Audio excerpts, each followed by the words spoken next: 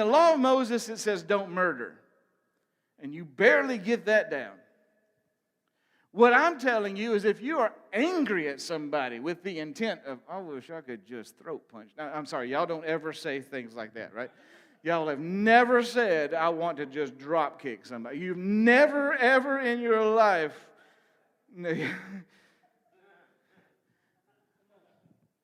I'm not a violent person. I'm really not. But I do miss the days of football where I do miss just hitting somebody. I know that's wrong. I know. Y'all pray for me. I'm trying to do something new this year. Y'all, I don't know. And Jesus says, you've been applying makeup because your heart is still the heart of the problem. So Jesus didn't say, I come to get rid of all of that. What I'm come to tell you is that God sent down the law like a giant mirror and said, now look at yourself and see how you measure up. And so what Jesus has done is turned that mirror and said, it's going to be on me. So that the law, I'm going to reflect the law. I'm going to personify the law. So that the closer you are to me, the more that you can reflect the life God's called you to live. You have been living for God. God is calling you to live with Him, which is the definition of righteousness, a right standing and therefore consequent right behavior. When before it was a right behavior to see if I could somehow rub his belly enough to give me a good luck. Even though I present myself with perfume and makeup, and hopefully I get him to look at me in favor.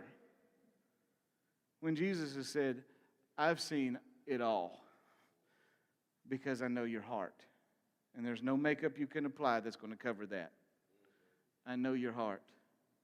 At best, you just flossed right before you went to the dentist. Don't act like you've been flossing for the last 9 and 10 months. At best, you dropped 3 pounds before you went to the doctor. Don't act like you're in shape. The blood will tell on you. And Jesus said, I'm going to let my blood tell. I'm going to let my blood speak. Cain, Abel, God says, I hear the blood.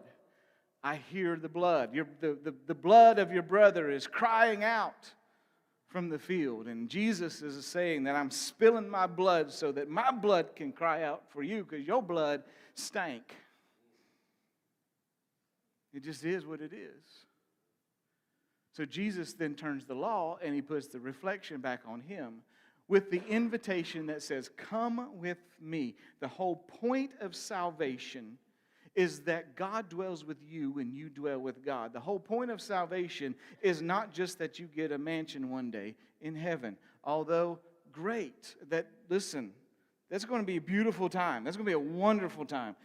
Heaven is going to be absolutely incredible.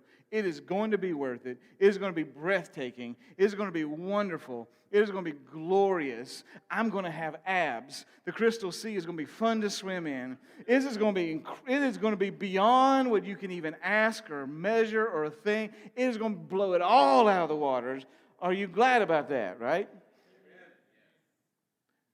But if you had all of that and didn't have the presence of God, is it still heaven to you?